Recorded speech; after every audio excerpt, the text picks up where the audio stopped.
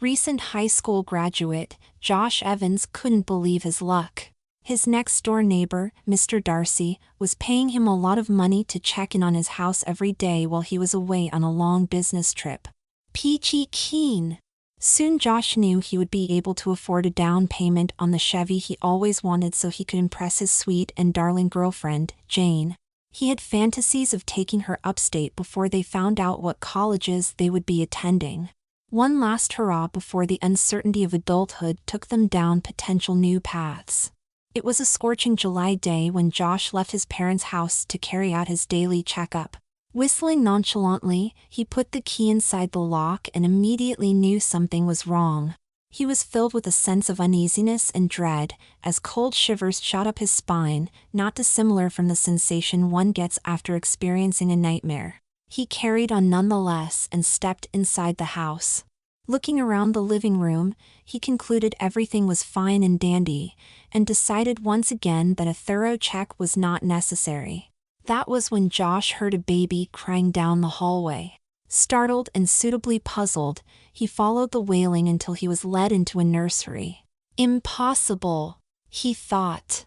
Mr. Darcy's wife and baby girl perished in an automobile accident 2 years ago, and he has done nothing but mourn them both ever since. He tried to convince himself in every conceivable way that the baby crying in the crib was not the same as the one that died. He had no idea what was happening, but deep down, he knew. How could he forget that face? He saw it every day prior to the crash. Josh couldn't stand the wailing for another second. He picked up the infant and cradled her on his chest. "Mama," the baby whinged into his ear. "Mama." A strange tingling sensation overcame Josh that forced him to put the baby down. His whole world was spinning as the house began to quake out of control. Stumbling out of the nursery, he fell forward onto his hands, which suddenly looked like they belonged to someone else. His thick stubby fingers thinned and became slender with sharply manicured nails growing rapidly before his very eyes. The hair on his arms shrunk until there was nothing but a smooth plane of porcelain-like skin. It wasn't painful, but Josh screamed in terror and climbed to his feet to attempt an escape. To where? Who knows? There was no way he could run, and a big part of him knew that. Bent over double, his shoulders dropped and cracked inwards while his arm muscle shrunk and smoothed into supple fat. The ticklish feeling against his neck and face told him his hair was growing out from its buzz cut, as he ran his fingers through the luscious blonde locks in utter horror. "No!" Josh cried, gripping the sides of his stomach as his six-pack thinned inwards.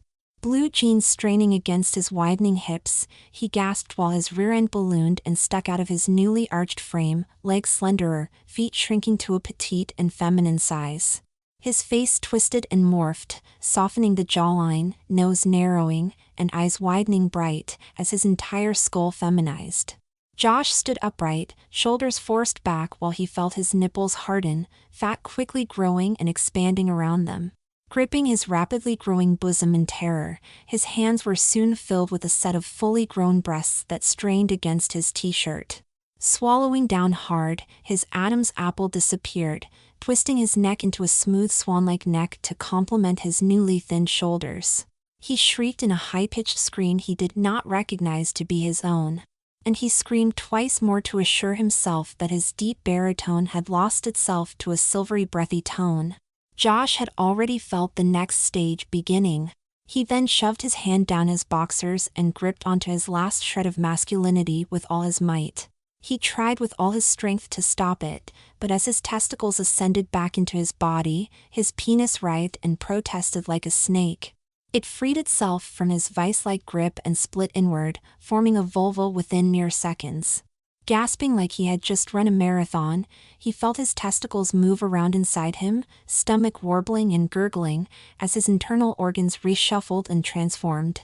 Not a moment's rest was permitted when Josh felt an odd sensation inside his jeans.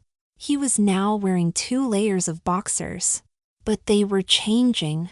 The bottom layer slithered up his hips as the cotton thinned and softened into pink satin with lace trimmings that snugly hugged his rounded rear and hips. The top layer grew high above his belly button and halfway down his thighs until a panty girdle morphed into existence, further feminizing his figure.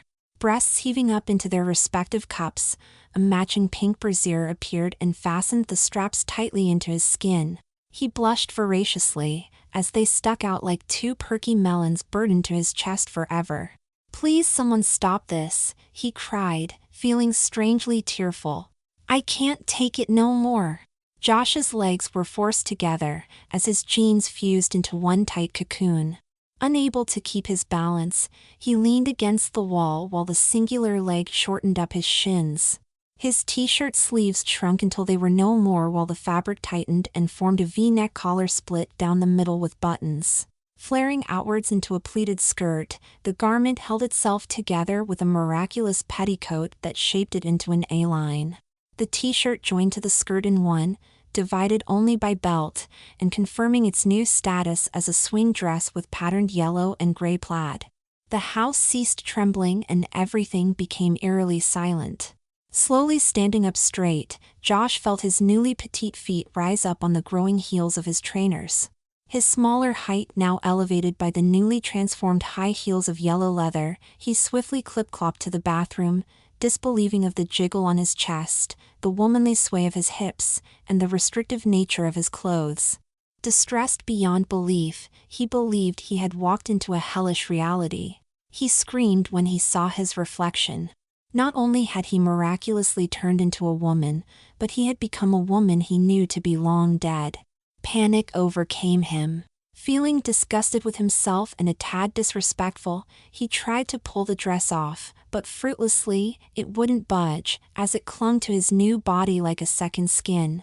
Overwrought with grief, he tried to cut his hair, hands trembling erratically as he snipped away, but it only grew back. When he tried to smear the lipstick and makeup clean from his face, it wouldn't smudge, like he had no choice in the matter.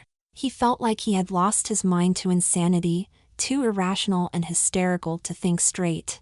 He was so scared that he wanted only his mother.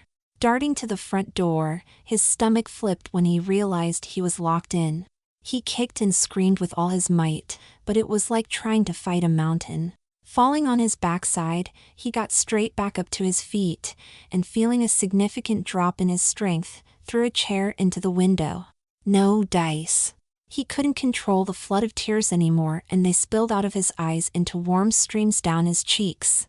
He had never felt more scared in all his life. Josh forgot there was a baby in the house, as it began to cry once more. He ignored it for several minutes, crying and sobbing in a skirted heap on the floor until he could no longer bear the sound of its insistent bawling. He went back to the nursery, feeling utterly alien and ashamed of his new physique, wondering how his family and friends would react should he ever see them again. "Why wouldn't I ever see them again?" he thought, wondering why his mind would conceive such an idea. Picking up the child, Josh felt something curious spark inside him. Not only was there a desire to shut the child up, but there was something new, something more.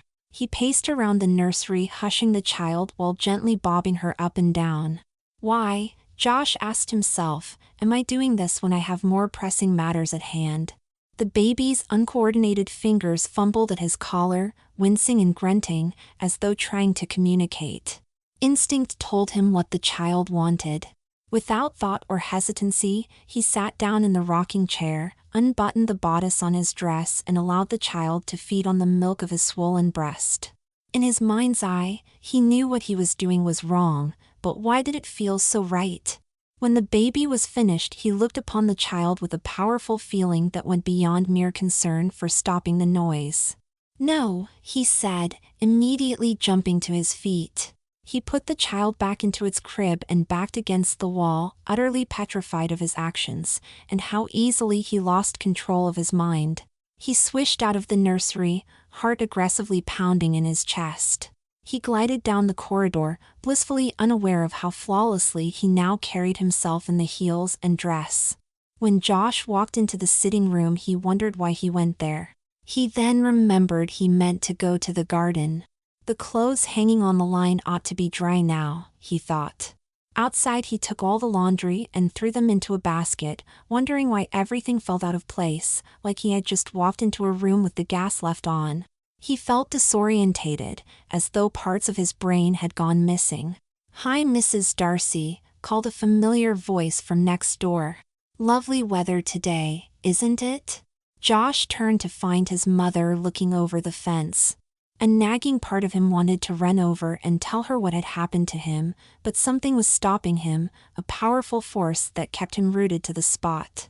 Internally, he kicked and screamed with all his might, shouting, "Mom! Help me, please! It's me, your son!" But he could do no more than beam a cheery smile and agree that it was indeed a wonderful day.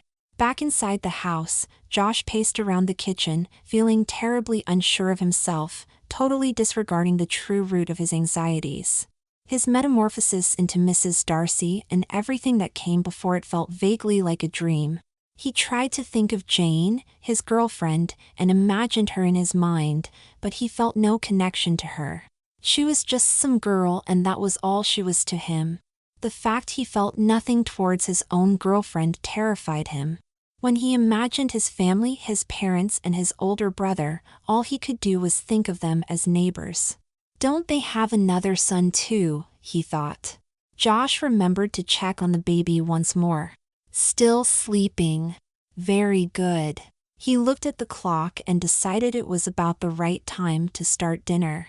Halfway through preparing a meatloaf, he snapped out of his daze and threw the dish against the wall in a fit of rage.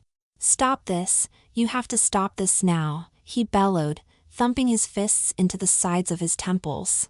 "You need to snap out of this and fight it, Josh." The crash of the dish against the wall abruptly woke the baby. Angrily sighing, he went to nurse her until she went back to sleep, whereupon he began to look over her with an unusual degree of gooey-eyed warmth and love. "My beautiful little girl," he whispered without thought. Back in the kitchen, Josh sighed when discovering the horrible mess he made, and cleaned it all up before unconsciously starting over. No longer could he think of Jane, or his family, or any of his life for that matter. Everything gradually drifted down a stream of endless unconsciousness, forever lost to the curious new memories that somehow felt more real with each passing moment. Humming a merry tune while peeling potatoes, he found himself thinking about Mr. Darcy in a manner once reserved only for his girlfriend. He loved everything about his husband, even his imperfections. He couldn't wait to see him home after such a long business trip. He hoped the new deals closed would mean he could spend more time at home and perhaps begin having more children. The rumble of a car pulling into the driveway snapped Josh into a whole new existence. Removing her frilly apron, Mrs. Darcy smoothed out her outfit and checked herself in the mirror to make a few minor adjustments to her hair. Just right. Opening the front door, she greeted her husband on the pathway with uproarious glee. "You're home," she said, unable to contain her excitement. "Yes, honey, I'm finally home," said Mr. Darcy, leaving down his briefcase. His shadow gradually looming over his petite wife, he took her into his big strong arms and pressed his warm lips against hers, not parting for what seemed an eternity. Breaking away, he held her in his arms, whispering into her ear, "I cannot wait to get you into bed tonight." He broke away, smiling widely, and walked into the house. "Wow, something smells amazing," he said cheerfully. Mrs. Darcy stood in the driveway, feeling unbearably aroused, as she curled her toe with deeply sensual excitement. She looked around at her perfect little neighborhood, the endless sunshine, the white picket fences, the children playing in the fire hydrant, and thought for a moment how lucky she was to be the proud wife of Mr. Albert Darcy. She was about to turn back inside when she caught a glimpse of her neighbor, Josh. He was driving his brand-new Chevrolet Skyline convertible with his girlfriend Jane in the passenger seat. "Evening, Mrs. Darcy," Josh yelled with a hand raised. "Good evening, lovebirds. You two be careful in that thing." "We sure will," Jane bellowed. Mrs. Darcy's heart filled with an immeasurable amount of warmth by the sight of the happy young couple. They reminded her of when she and Albert first began dating back in high school. It felt so long ago, Yet little time had passed. Now they were starting a family together and she couldn't be more excited. She felt like the luckiest woman alive. Turning on her heels to head back inside, Mrs. Darcy was startled to find that she was crying. She didn't feel sad nor was she in any pain, but the tears were quite real. She looked over her shoulder at the suburban driveway, gazing upon Josh and Jane as they disappeared over the horizon. Dabbing the inexplicable tears from her eyes, she felt unbearably sad for a mere fraction of a second before remembering she had a family to tend to. "Right," she said, brushing off her strange feelings. "Who's ready for some meatloaf?"